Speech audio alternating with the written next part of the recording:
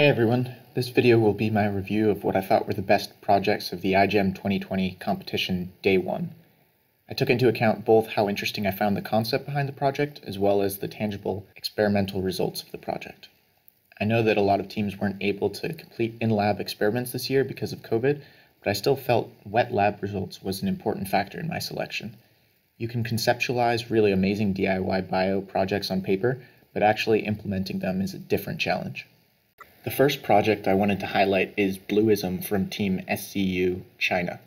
This team created an enzymatic method for synthesizing a water-soluble blue dye for dyeing genes that could be varied based on the amino acid added during the synthesis step.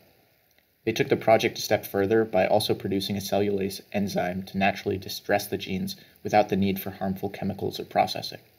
The second project I wanted to highlight is Bluetooth bacteria from team Pittsburgh.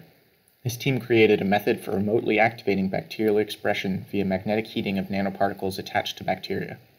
While the team was not able to demonstrate the complete system without access to the resources to build the required alternating magnetic field device, they nevertheless demonstrated the components working individually.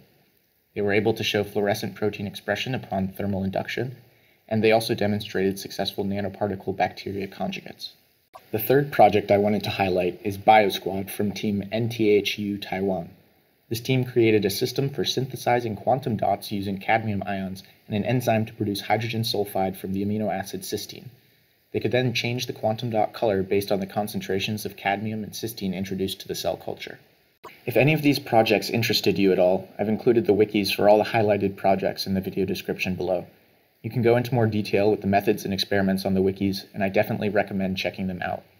Also, I'll be dropping my reviews for the best project videos for Day 2 and 3 of the competition as well, so stay tuned for those, and thanks for watching.